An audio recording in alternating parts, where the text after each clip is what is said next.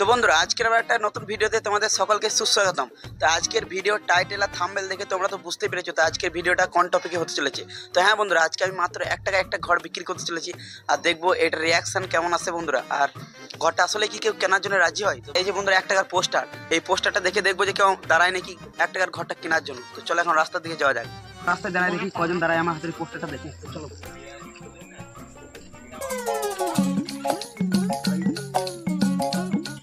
কেউ দাঁড়াচ্ছে না গাই, সবাই দেখছে তাকিয়ে তাকিয়ে পালিয়ে যাচ্ছে। রাস্তায় তো অনেক সবাই সাইকেল বাইক টোটো নিয়ে যাচ্ছে, কিন্তু কেউই তো আমার হাতের পোস্টারটা দেখে তো বন্ধুরা দাঁড়াচ্ছেই না, সব চলে যাচ্ছে। অনেকক্ষণ এইভাবে রাস্তা ধারে দাঁড়িয়ে থাকার পর একজন সাইকেল নিয়ে আসছিল, তাকেও বন্ধুরা আমি দাঁড় করলাম। আর তারপরে ও যা বললো সেটা বন্ধুরা তোমরা শোনো। একটা দিন ঘর বোঝায় ও ছুটে গেছি নাকি?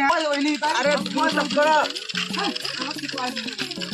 এ তো বিশ্বাস করলো না, পালিয়ে গেল। দেখলোই না ঘরটা, এ তো বিশ্বাসই করলো না, পালিয়ে গেল। তাই আমি আবার তো রাস্তা ধারে বন্ধুরা দাঁড়িয়ে পড়লাম। তারপর একজন রাস্তায় বাইক নিয়ে যাচ্ছিল, তাকে বন্ধুরা আমি দাঁড় করলাম আর সবকিছু বুঝিয়ে বললাম। আর তারপরেই দেখো এই যে পোস্টার দেখে তুমি দাঁড়ালে, এটা মাত্র 1 টাকা একটা ঘর বিক্রি আছে। তুমি একটা ঘর পাই ফালতু কথা বলছো আমাকে?